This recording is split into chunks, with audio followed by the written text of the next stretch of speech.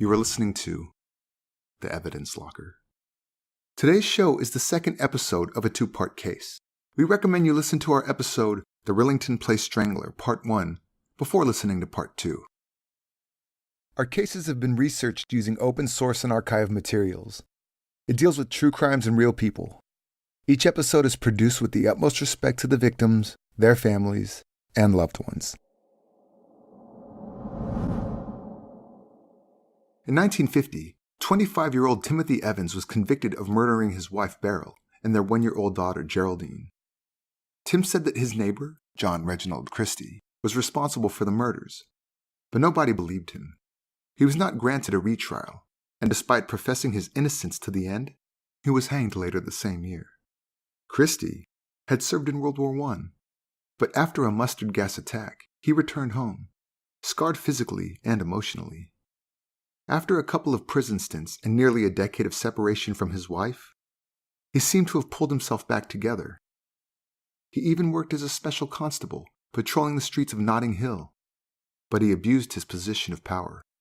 He was known to turn a blind eye to women who worked in the sex trade, providing that they slept with him. Christie had murdered 2 women in the early 1940s, but their bodies had not been discovered at the time of Tim's trial. Christie could very well have gotten away with murder if the urge to kill again did not get the better of him.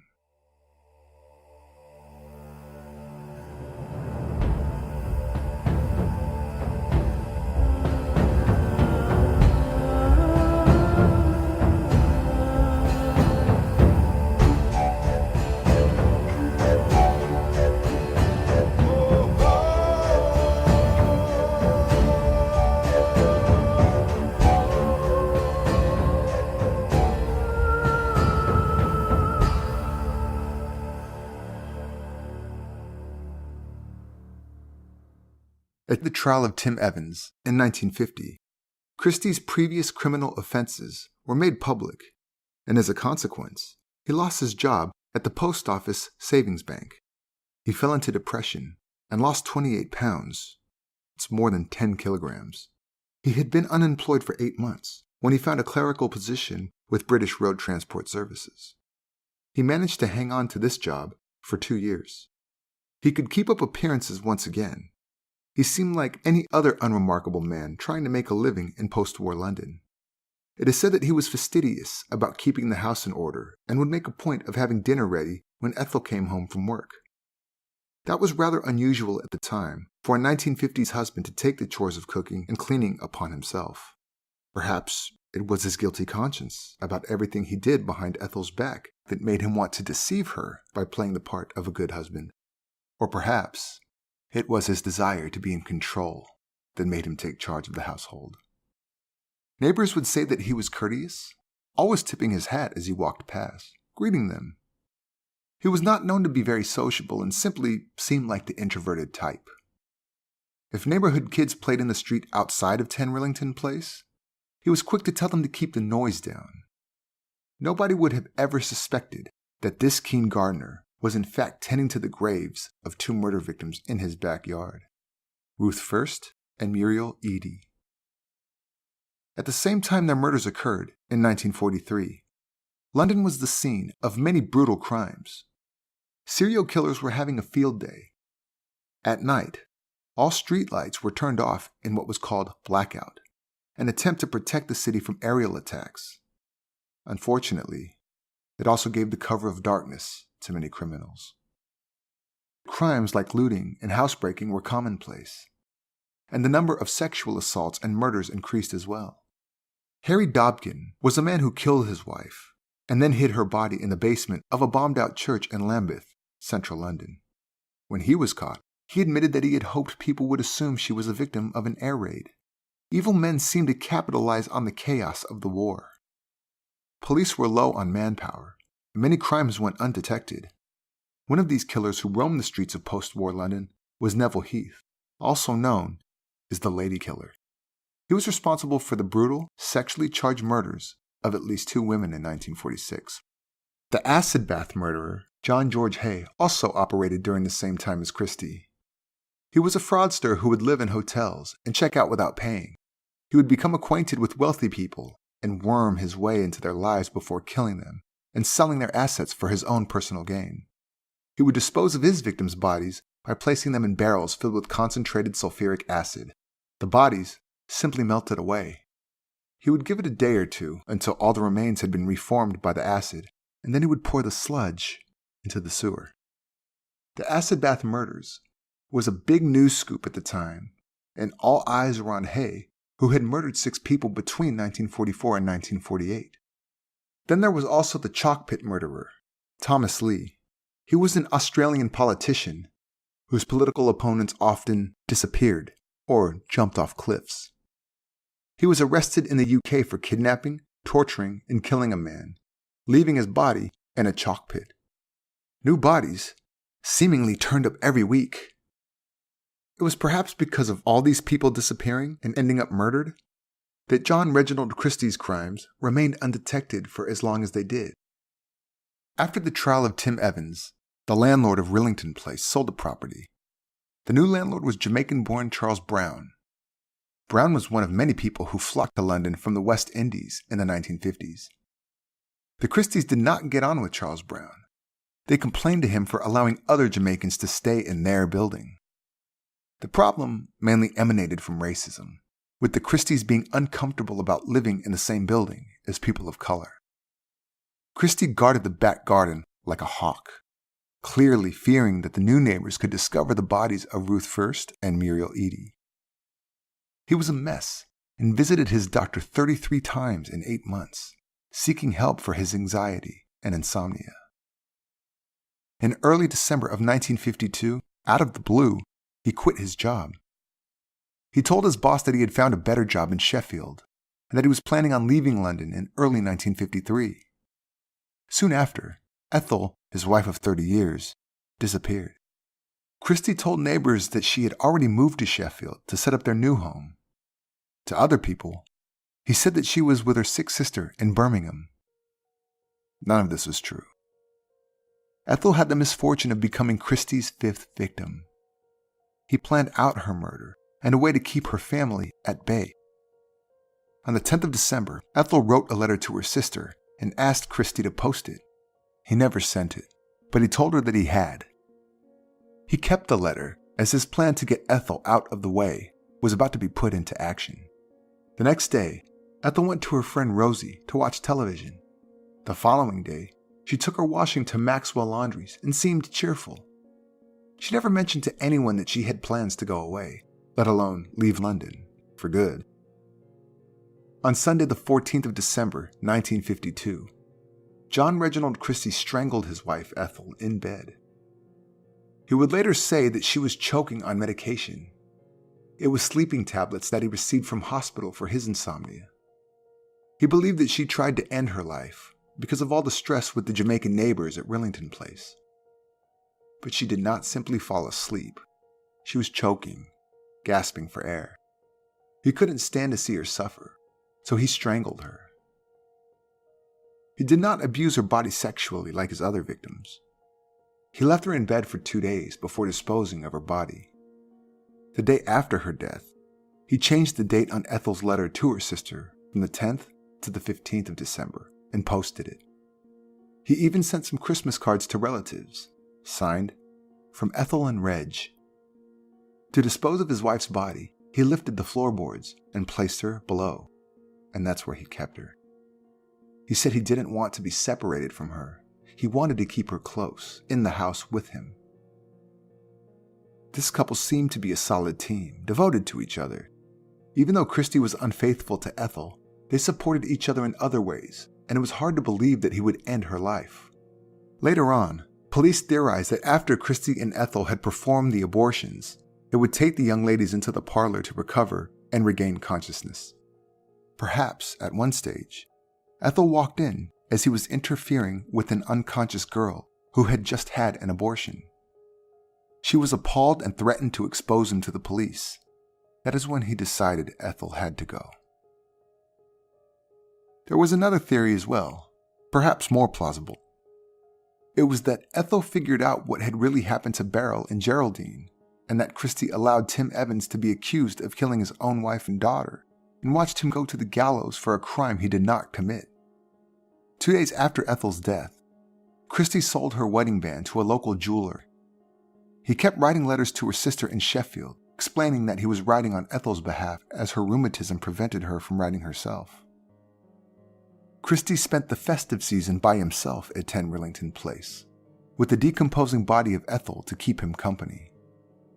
In the first week of January 1953, he sold most of their furniture as he had no income. He was sleeping on a mattress and only had one chair in the parlor. Things are spiraling out of control. Ethel's sister continued correspondence with her, but never received any letters back from Ethel. Her brother also hadn't heard from her, and their letters to Ethel and Christie went unanswered. Before the end of March, 3 more women would be dead. Rita Nelson was a young lady who found herself with an unwanted pregnancy. She met Christie at a cafe, Lyon's Tea Shop. Rita worked as a waitress and was a robust, colorful woman. She had a criminal record for theft, public drunkenness, and soliciting. Christie was charmed by her Northern Ireland accent and had to have her. He offered a solution to her pregnancy problem. That is how Rita became his next victim. He followed the same procedure as he had done with the other women. He drugged her with coal gas, strangled her, and raped her. Then, he simply placed her body in an alcove in the kitchen and closed it up with wallpaper. Rita's landlady reported her missing on the 19th of January after Rita had not been home for a week. But Rita never turned up again. Christie's next victim was an acquaintance of his, Kathleen Maloney. She was known as Kay, although Christie later referred to her as Kathy. Kay was full of life and had many brushes with the law. Charges included soliciting, assaulting a police officer, and using language most foul. At one court, she told magistrates, "I am happy-go-lucky and have had a few drinks." She was a vagrant, and friends said, as she had nowhere to stay, she would often go home with men, and if they gave her some money afterwards, it was a bonus. Around the time of Ethel's death, Christie went to a room with Kay and one of her friends. He convinced a friend to take her clothes off so he could take nude photographs of her. Kay refused. Christie took off his own clothes and asked Kay to take photos of him and her friend. Kay complied, but her refusal to undress drove him wild with lust, and he could not get her out of his mind. Christie saw Kay around town and felt sorry for her. He gave her some of Ethel's old clothes. Kay told a bartender that someone offered her a place to stay. That someone was probably Christie. So when he saw her towards the end of January, somewhat inebriated at a pub, he took her home. Earlier that night, she admitted to someone that she had had the equivalent of 8 pints of beer. She wasn't really capable of defending herself, so it was not difficult to place the mask on her face that would render her unconscious. He then had sex with her, and then strangled her. He left Kay's body in the string chair in the kitchen all night. Some reports say he had a cup of tea with her body opposite him at the breakfast table. He placed her in the kitchen alcove, along with Rita Nelson. Scottish-born Hectorina McLennan had been in London for a while. She had quite a bad reputation and a couple of arrests for soliciting. Hectorina, known to her friends as Ina, needed a place to stay. Christie overheard her talking to someone at a cafe and invited her to stay with him, but when she arrived with her boyfriend Alex Baker, Christie wasn't impressed. Still, he let them stay. After 3 awkward days, they left. Christie asked Ina to visit him one last time before they moved on, and that is when he strangled her. Alex came looking for her, concerned that she never came back after meeting with Christie. Christie said she never turned up. He even pretended to look for her with Alex, made him a cup of tea, and theorized about what could have happened to Ina. Of course they never found her. Christie even followed up, finding Alex and asking if Ina had come back. All the while, he knew that she never would. By the end of March, Christie's anxiety got the better of him. He felt that it was time to move on before he was found out. He sublet his apartment to a Mr. and Mrs. Riley, without the consent of his landlord. In fact, He pretended to be the landlord. He also swindled some money from new tenants by insisting that they paid 3 months' rent in advance. Christie even took his dog Judy to the vet and had her put down. The cat, he left with Mr. and Mrs. Riley. Then he started drifting, moving around London in order to avoid capture. The landlord of 10 Rillington Place heard about the new tenants and went to see them. He told the Rileys that their rental agreement was not valid and kicked them out. Although they had lost their money, they were quite happy to leave, as there was a terrible stench in the apartment. The whole place was filthy. They did not know what caused the horrible smell and suspected it was coming from the factory next door. With the ground floor apartment empty, the landlord allowed the upstairs tenant, Beresford Brown, to use the Christies' old kitchen. Beresford Brown was a jazz musician from Jamaica. The smell in the place was unbearable, so Beresford took it upon himself to fix things up and clean the place out. When he wanted to install a shelf on the wall to put his wireless radio on, he found a sheet of wallpaper covering an alcove. As he removed the wallpaper, the horror of what was hiding in the walls of 10 Rillington Place was finally revealed. He saw the body of a woman, rolled up in a blanket, leaning forward with her back to the opening. The stench overwhelmed him, and Beresford called for police. Police arrived in full force, and this time did a comprehensive search of the entire property. They started with the alcove in the dilapidated kitchen, pointed out by Beresford Brown. The first body was that of Ina McLennan. Then they found the bodies of Rita Nelson and Kay Maloney, who were contorted into the space behind Ina. Police did not look good. Just 3 years before, they had searched the same property and sent a man to the gallows for murder. Yet there were more dead bodies at the same address. In the late winter, early spring of the 1950s, the average temperature inside homes in London was just below 60 degrees Fahrenheit, or about 14 degrees Celsius. The kitchen at 10 Rillington Place was below street level, and the alcove was kept at a constant 40 degrees, that's 5 degrees centigrade. The bodies were definitely in a stage of decomposition, but they were quite well preserved, which made identification much easier. All 3 women had been strangled and then covered with blankets, tied with their own stockings or bras. Christie had tucked a vest between the legs of his victims to serve as a makeshift diaper after he had raped them. Alex Baker identified Ina's clothes when police presented him with it.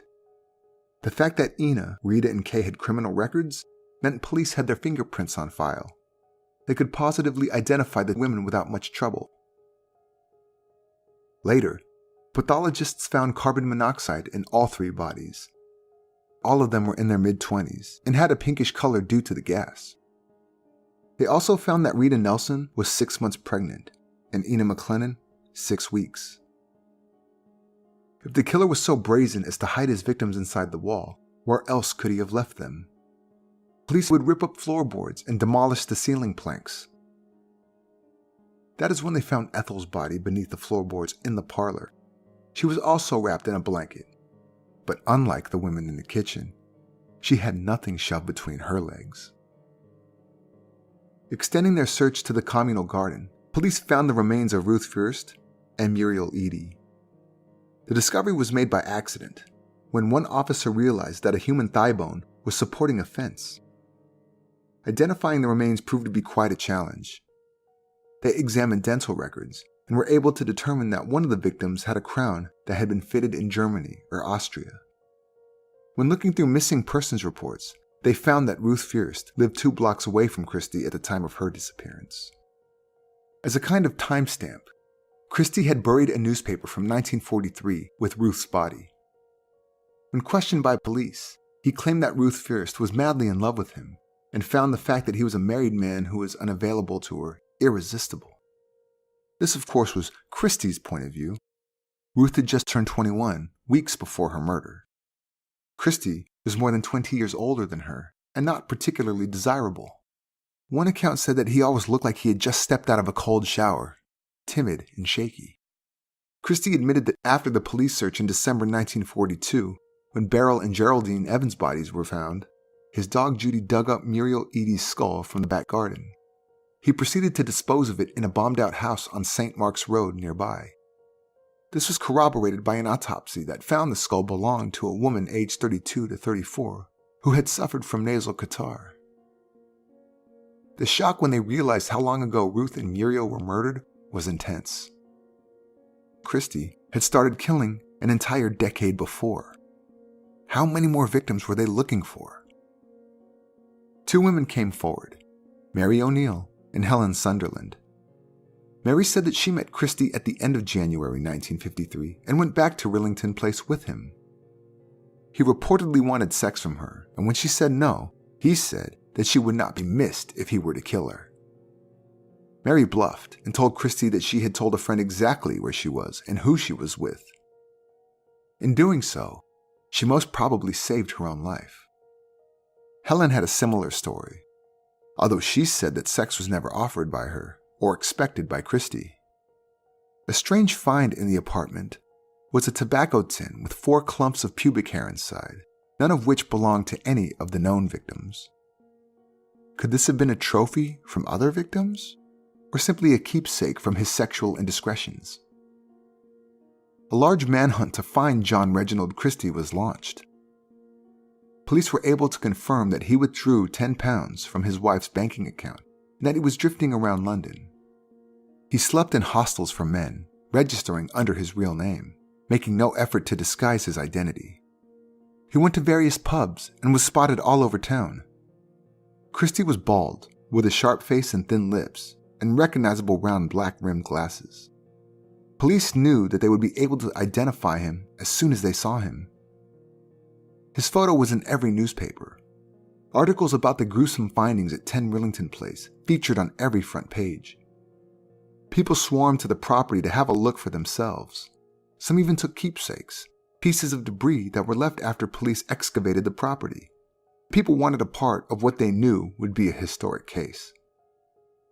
The public also reported sightings of anyone resembling Christie, and police were on high alert. Christie called a newspaper and said he was ready to turn himself in. Police were hunting him like a dog, and he was tired of it.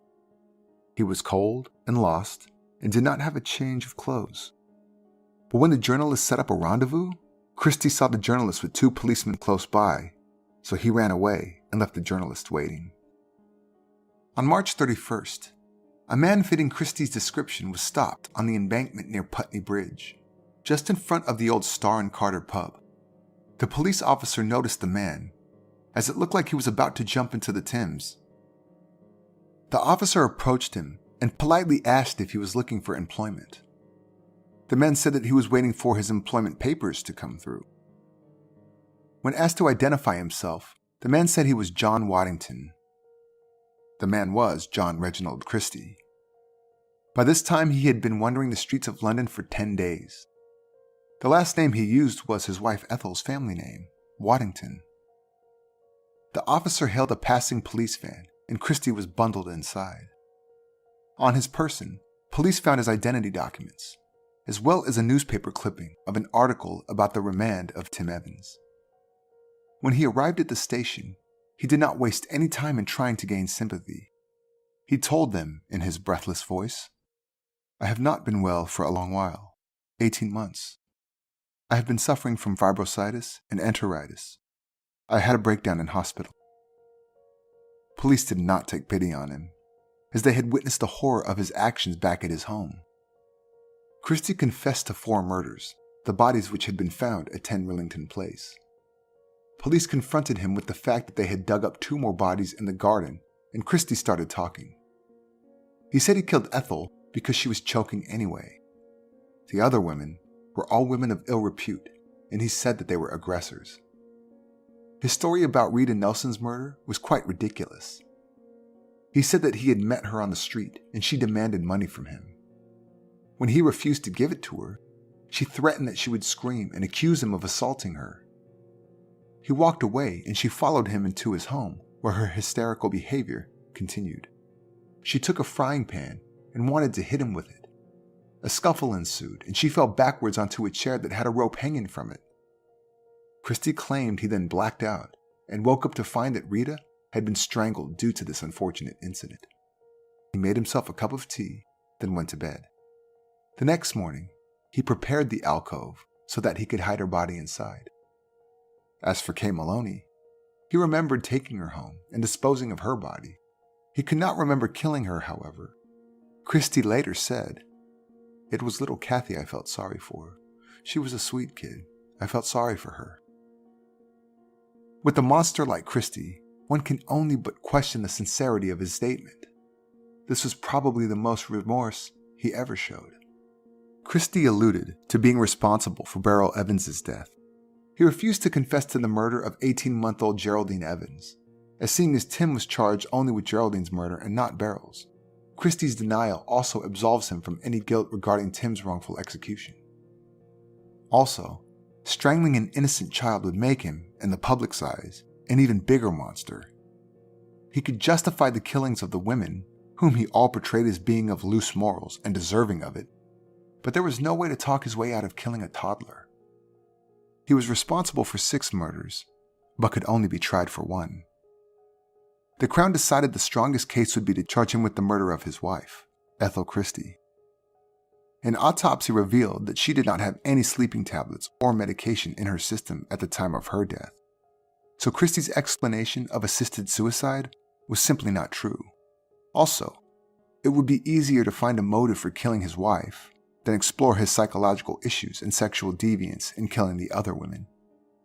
While on remand at Brixton Prison, Christie had one photo up on his wall. It was not a photo of his wife or his beloved dog Judy, but a photo of himself. His trial began on the 22nd of June, 1953. Proceedings took place in the same courtroom as the trial of Tim Evans did 3 years earlier. But this time, Christie was not the star witness. The tables had turned, and all eyes were on him. So many people attended the trial at the Old Bailey, there was only standing room. The defense tried to push for an insanity plea. Guilty, but insane at the time of the murders. That would have been the only way to explain what had happened.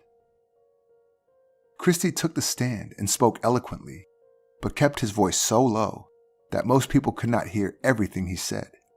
He admitted that, "All my life I've had this fear of appearing ridiculous as a lover." The most disconcerting question during the trial was when he was asked how many people he had killed. You could hear a pin drop in the courtroom as Christie's raspy voice cut through the silent anticipation. "I don't know." He explained the circumstances of Beryl Evans's death by saying that he only helped her to end her own life. He found her in her apartment, lying on the floor in front of the fire, and the place smelled of gas. He opened a window to avoid an explosion. He claimed she offered to have sex with him if he would kill her afterwards. He refused because of his ailing back. Then he took a piece of gas tubing, which he held to her face, and when she was unconscious, he strangled her. Beryl's body was exhumed in May 1953, and another autopsy was performed. The results confirmed the original post-mortem examination, that Beryl's cause of death was strangulation.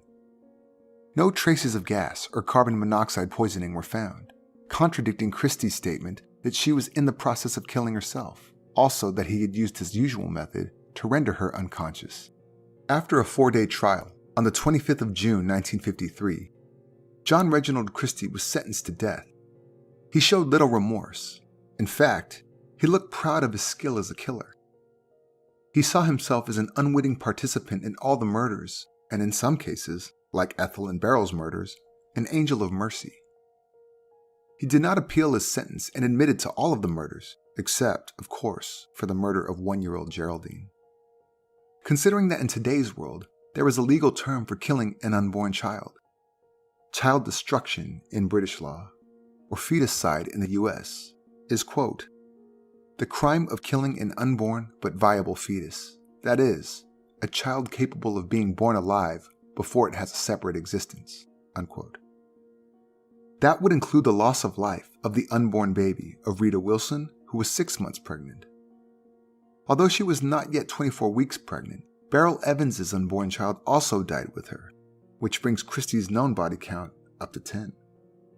John Reginald Halliday Christie was hanged a couple of weeks after sentencing at Pentonville Prison by the same executioner who carried out Tim Evans's hanging, Albert Pierrepoint. What Christie's last thoughts must have been, dying at the same gallows as Tim Evans, one can only wonder. He probably didn't even give Tim or any of his victims a second thought. The public was appeased that Christie was made to pay the ultimate price for his crimes. However, it became evident that Christie also had the blood of Tim Evans on his hands. The fairness of the legal system was questioned, and Tim's case was widely discussed as being the greatest miscarriage of justice in English history at that time. Because he was hanged so soon after his sentence, it could not be undone. People were appalled at the thought that this could only be one of many cases of wrongful conviction. Calls to abolish the death penalty came from all over the country. An inquiry was conducted immediately after Christie's execution, led by John Scott Henderson. The outcome was to stand by the initial ruling. According to the official report, Christie's confession about killing Beryl was false, which means that Tim Evans was guilty after all. Most people in Britain were not happy about this. Chances of two violent murderers living in the same building at the same time were slim. Other people firmly believed that, despite Christie's confession about killing Beryl Evans, the original verdict that found Tim Evans guilty was correct. Because Christie never admitted to little Geraldine's murder, opinions remained divided. It still does, even to this day. However, the majority of people believe that Tim was as much of a victim of Christie as the women were. Tim's mother, Thomasina Probert, kept advocating to clear her son's name. She even appealed directly to the Queen, begging for another inquest in the 1950 case against him. But in the end, Tim's case played a vital role in the abolition of the death penalty in England in 1965. The Brabant Inquiry was a full judicial investigation that was conducted in the early 60s. In 1966, 16 years after he was executed, Tim Evans finally received a posthumous royal pardon.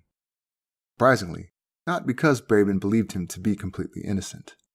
The report stated that Tim was probably responsible for Beryl's death, and Christie probably killed Jeraldine. But seeing as Tim was only tried and convicted of Geraldine's murder, his sentence was reversed.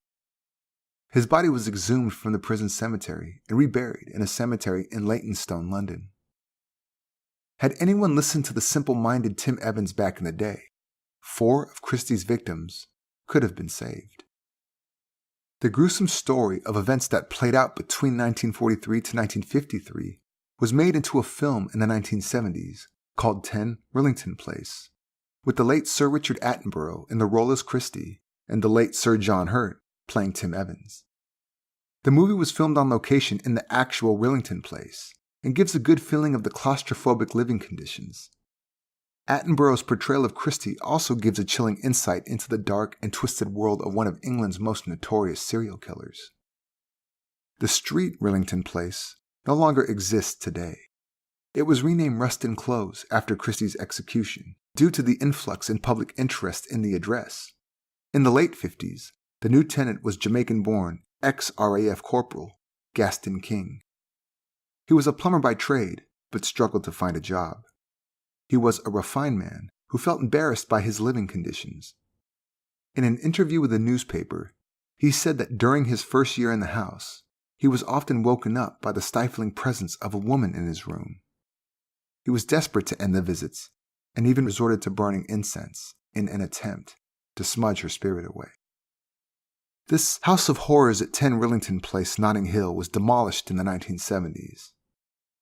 But the memory of what happened within its walls will never be erased from history. If you'd like to read more about this case, have a look at the resources used for this episode in the show notes. Also visit and like our Facebook page at facebook.com/Evidence Locker Podcast to see more about today's case. And join our Facebook group so you can review and chat about other cases we've covered with other listeners. If you like our podcast, please subscribe wherever you get your podcasts.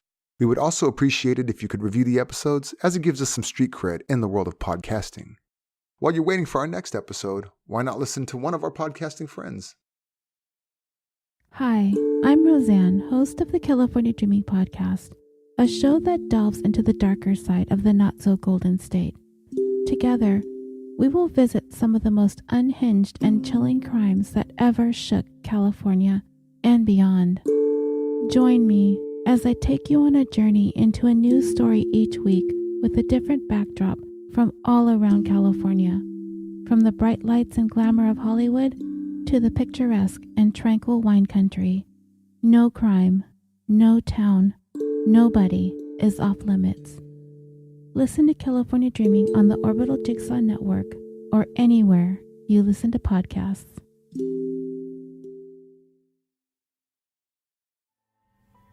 Hi, I'm Mark. And I'm Bethan. And we are the hosts of a new UK true crime podcast, Seeing Red. We're planning to bring you an episode of Seeing Red every Wednesday, and we'll be taking it in turns to tell each other about a crime.